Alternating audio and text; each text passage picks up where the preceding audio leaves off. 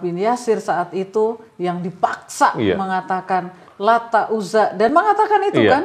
Kemudian Ammar karena nggak sadar. Iya gitu. Dan ternyata kata Rasulullah, kamu melakukan itu dalam kondisi yang sangat terpaksa. Dan itu pembelaan diri terakhir yang bisa dilakukan. Jadi tidak disalahkan Ammar saat itu.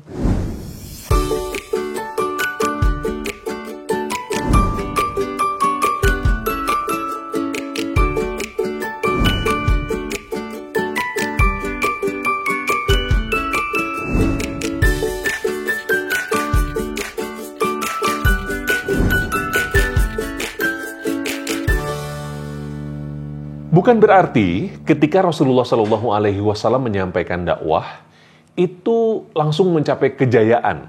Tentunya begitu banyak ujian yang Rasul dan para sahabat dapatkan. Apa saja dan bagaimana Rasulullah SAW mengambil ibroh dari ujian tersebut? Kita akan hadirkan narasumber kita, penulis buku Muhammad Ismaihiro, Bunda Ari Indriani. Bun. Ya. Ujian, Bun. Ujian. Bukan ujian tengah semester. Ujian. Ini ujian kehidupan yang diterima oleh Rasulullah itu dan para sahabat itu apa saja, Bun? Iya. Waduh, kita ini kadang-kadang sering mengeluh ya, gitu. Sedikit-sedikit protes, sedikit-sedikit mengeluh gitu. Padahal katanya mengeluh itu tanda kurang bersyukur kan, Lugi? Dan mengeluh tanda tak mampu. Mengeluh tanda tak mampu. Ya mengeluh itu kurang bersyukur. Padahal dulu gitu ya, dulu Rasulullah SAW begitu banyaknya menghadapi siksaan. Kita sih nggak seberapa ya. Nggak seberapanya. Nggak seberapanya, nggak ada ujung kukunya. Ujung kukunya, betul. Nggak ada seujung kukunya. Karena setelah peristiwa beliau mengumumkan ya, bahwa beliau adalah Nabi dan Rasul, Al-Quran telah diturunkan, Islam sebagai agama terakhir, Al-Quran sebagai kitab terakhir gitu, semakin banyak gitu ya, semakin banyak banget hatersnya semakin banyak, Masya Allah ya, hatersnya semakin banyak.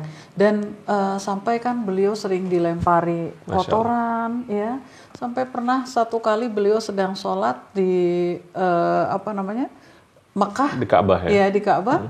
Di Ka'bah kok di Mekah ya, betul di Ka'bah.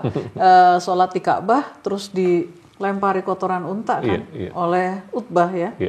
Dan beliau pulang sampai kemudian dibersihkanlah kotoran unta itu sambil menangis oleh Fatimah ya. Iya. Masya Allah. Fatimah menangis ngebersihin gitu karena sering sekali ayahnya tuh pulang tuh dengan badan yang kotor karena dilempari kotoran, dilempari tanah dan sebagainya. Terus tapi beliau bilang apa? Jangan menangis Fatimah, gitu. Jangan menangis putriku. Sesungguhnya Allah menjaga ayahmu, Masya gitu Allah. ya, Masya Allah. Dan bukan hanya beliau yang disiksa tentu saja ya, yang dibully, yang banyak hatersnya, termasuk para sahabat. Dan siksaannya kalau haters sih cuman begitu-begitu ya kan, gitu ya. Mungkin nggak sampai main fisik gitu. Ini kan main fisik. Sudah masuk ke fisik. Iya, ini kan main fisik, bukan hanya intimidasi gitu, tapi fisik gitu. Bilal bin Rabah. Masya Allah. Ya, gitu kita tahu dong di tengah padang pasir, terus ditindihin batu oleh Umayyah bin Khalaf, ya, majikannya gitu. Dan dipaksa untuk menyebutkan Tuhan-Tuhan mereka. Betul. Lata, Uzza, Manat, Hubal, dan Bilal tidak mau. Bilal hanya mengatakan Ahad, Ahad, Ahad. Sampai kemudian Abu Bakar lewat dan membebaskan Bilal. Jadi teringat pengorbanannya Sumayyah. Ya.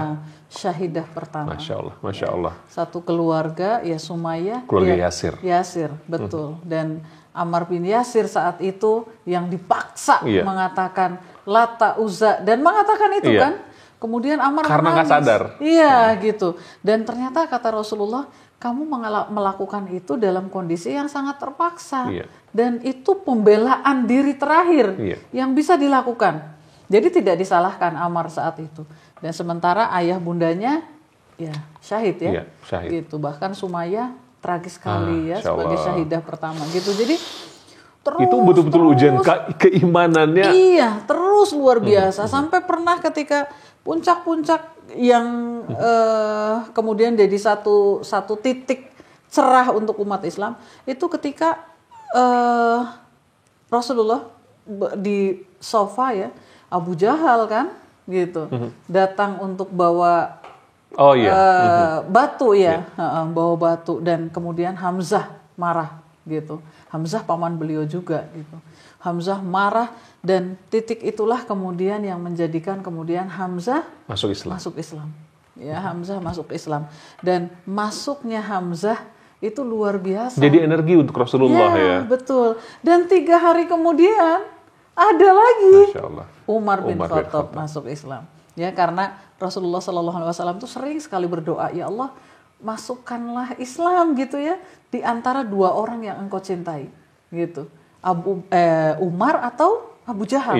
Iya kan? Gitu. Dan ternyata Allah memilih Umar bin Khattab gitu, Masya Allah. Dan masuknya Umar, masuknya Hamzah itu menjadi kekuatan yang luar biasa. Bahkan mereka yang biasanya sholat itu sembunyi-sembunyi, begitu Hamzah dan Umar masuk Islam, mereka baru berani sholat di Ka'bah. Ya. Jadi ujian itu menguatkan mereka ya, Bun, ya, justru karena ya. Dengan ujian-ujian itu semakin bertambah juga orang Islam ya, semakin bertambah orang yang kemudian bersimpati, dan mereka mencari tahu kan sebenarnya apa sih yang dibawa apa sih yang dibawa sama Muhammad nih apa gitu. Ya, dan tapi ya begitu, Rasulullah tuh well prepare ya. Sebelum Hamzah dan Umar masuk Islam, Rasulullah SAW itu sudah menghijrahkan sebagian sahabat untuk pergi ke Habasyah. Ya, Habasyah saat itu dipimpin oleh Raja Najasyi. Najasyi itu Nasrani, tapi memang masih monoteisme ya. Iya, jadi Najasyi itu Nasrani yang percaya memang bahwa nanti akan ada Nabi terakhir. Dan kita sama-sama tahu ya, Najasyi masuk Islam gitu. Najasyi kemudian masuk Islam. Tidak ada kisah yang peristiwa yang jelasnya seperti apa, tetapi ketika Najasyi wafat, Rasulullah menyolatkannya, sholat gaib. Ya, sholat gaib berarti nggak mungkin disolatin kalau tauhid ya, insya Allah gitu. Ya. Kalau nggak mungkin disolatin dong gitu. Kalau bukan kemudian Najasyi masuk Islam gitu. Tapi memang luar biasa. Ya, peristiwa siksaan, musibah yang mereka hadapi itu membuat jadi kayak kalau misalnya ke anak-anak yang kemarin kita sempat bahas tentang kecerdasan ketahan malangan itu, adversity quotient ya.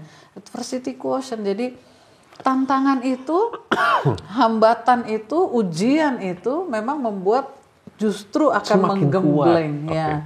Semakin kuat dan teori itu kan disampaikan oleh Paul G. Stoltz ya, PhD itu ya, beliau yang mengatakan teori tentang adversity quotient. Dan tingkat-tingkat adversity quotient itu kalau kata dia tuh ada 3 ya, dan pilihannya itu ada pada kita.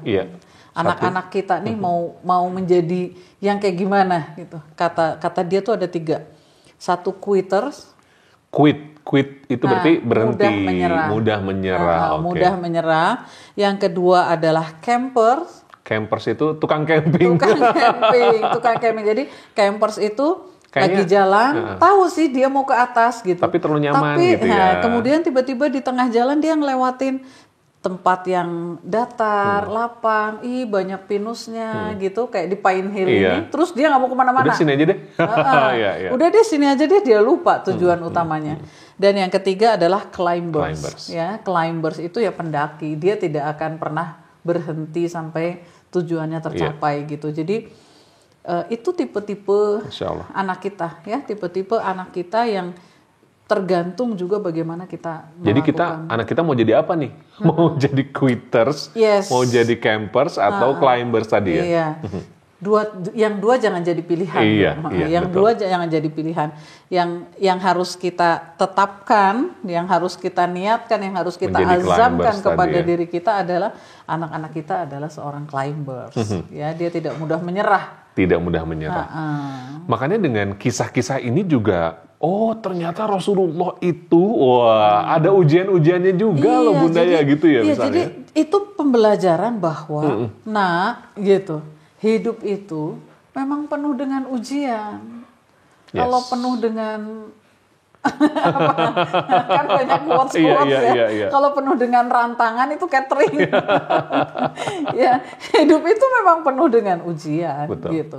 Ya, jangankan kita melakukan hal yang salah. Tubuh di luar tuh. Ujian. Apa? Hujan itu. Ujian. Ya, jangankan kita melakukan hal yang salah. Kita melakukan hal yang baik saja. Iya. Tetap aja ada orang yang nggak suka, ya nggak sih? Gitu.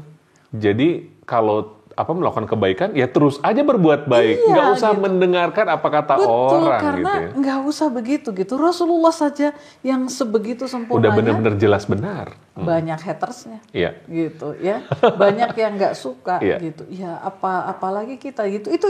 Itu apa ya? Something to learn untuk anak-anak. Yes. Ya, bahwa kita itu akan bertemu dengan dunia, yang dunia itu tidak semua mendukung kita. Masya Allah. Ya, jadi mereka mungkin akan ketemu dengan anak yang nyebelin gitu, temen yang nyebelin, temen yang nggak dukung dia gitu. Nggak usah pundung, nggak usah kemudian dia nggak mau main lagi, masih banyak temen yang lain gitu.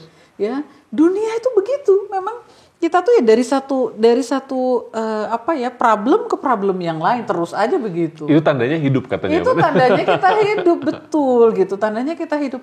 Karena problem di dunia itu jauh lebih mendingan daripada problem setelah di akhirat gitu ya. Jadi nggak ada, no worries. Ya, no worries. Masya itu Allah. yang disampaikan ke anak-anak. Selama kamu benar, selama kamu beriman sama Allah, selama kamu jadi anak yang soleh, Allah itu bisa menolong kita dengan cara yang Allah mau. Jadi nggak ada pilihan. Hanya satu pilihannya. Jadikan anak kita as a climbers. Anak kita betul-betul seorang pendaki yang siap menghadapi berbagai macam ujian. Confront reality. Yuk kita hadirkan anak-anak yang kuat bersama dengan Muhammad Ismail Hero dan Parent Trick. Assalamualaikum warahmatullahi wabarakatuh. Waalaikumsalam warahmatullahi wabarakatuh.